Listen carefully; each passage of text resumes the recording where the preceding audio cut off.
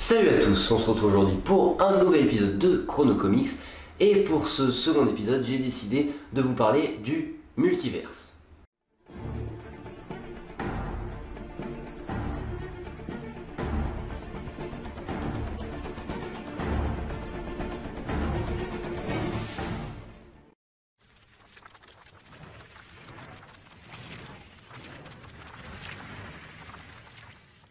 Le multiverse est un outil utilisé fréquemment par les auteurs et ou scénaristes de comics pour justifier la modification d'un personnage ou d'une histoire.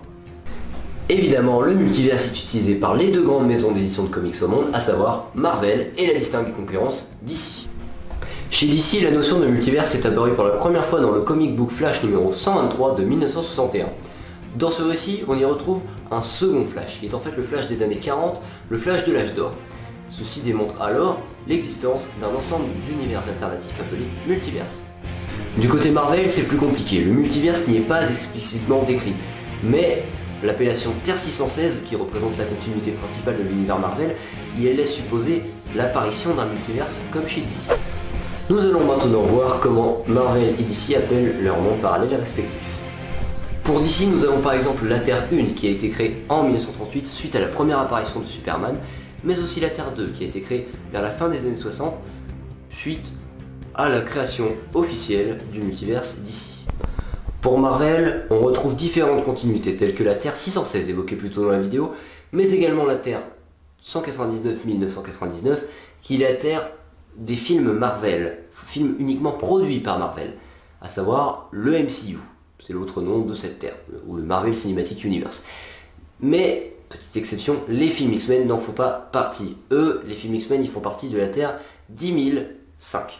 Et on peut citer un dernier univers qui est très cool, c'est la Terre 2149, appelée aussi Zombiverse. On peut noter que DC possède un multiverse propre aux comics, contrairement à Marvel qui préfère ancrer son univers dans notre réalité, comme le MCU le fait. Certes, DC a le DCU, mais cet univers cinématographique ne dispose pas de continuité contribuant à son développement. Nous allons maintenant aborder les différents crossovers et ou événements des multivers respectifs. En effet, un crossover permet de casser les codes d'un multivers. Les crossovers les plus bizarres sont notamment Avengers vs GLA et Tortue Ninja avec Ghostbusters. On a aussi des événements propres à chaque maison d'édition, notamment Spider-Verse pour Marvel et Flashpoint pour DC. Avant de détailler sur les événements agissant sur le multiverse, notons tout de même qu'il existe des personnages qui sont uniques au multivers en question. En effet, les entités cosmiques de chez Marvel telles que l'éternité et la mort le sont, tandis que chez la concurrence, un personnage reste ineffaçable de la ligne temporelle d'ici.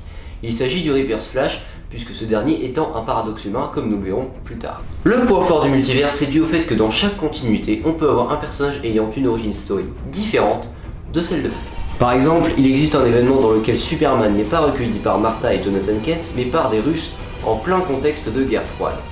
Superman se fait alors appeler le Red Son, en référence au mot rouge, signifiant l'armée rouge ou tout ce qui est en rapport avec les soviétiques. Passons maintenant aux différents crossovers impliquant le multivers Marvel. En premier, j'ai décidé de vous parler de Spider-Verse, qui est selon moi l'événement le plus marquant pour le multivers Marvel. Pour résumer, une race extraterrestre appelée les Héritiers cherche à exterminer tous les animaux totems du multiverse. Dans le cas qui nous intéresse, ils veulent exterminer tous les totems araignées du multiverse.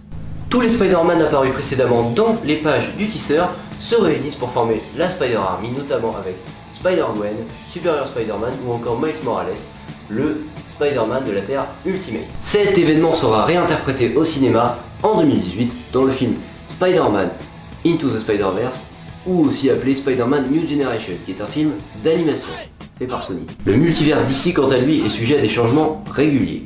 En 1985, DC propose son événement Crisis on Infinite Earths visant à supprimer définitivement le multivers mis en place, puisque les lecteurs ne comprenaient pas le but de ce dernier. En effet, c'était plus à l'époque un moyen de justification de la modification d'un background d'un personnage. C'est en 2005 dans Infinite Crisis que le multivers est recréé, avec 52 nouveaux univers alternatifs. Mais c'est en 2011 qu'arrive l'événement Flashpoint causé par Flash, voulant retourner dans le passé pour sauver sa mère du Reverse Flash. Il réussit mais modifie totalement la ligne temporelle de l'univers DC, provoquant notamment la mort de Bruce Wayne au lieu de ses parents, qui deviendront respectivement Batman et le Joker. Après cet événement, DC décide de rebooter son multivers amenant ainsi les New 52 en référence aux 52 nouveaux univers parallèles instaurés par Infinite Crisis. Pour conclure, le multivers est un outil à la fois fascinant et complexe.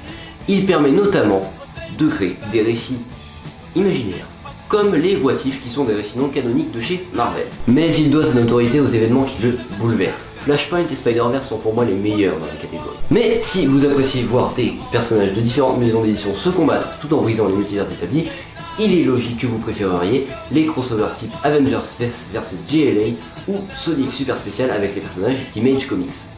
J'espère que cette vidéo vous a plu, n'hésitez pas à vous abonner à la chaîne, à mettre un petit commentaire, et sur ce, faut que j'aille défoncer Thanos.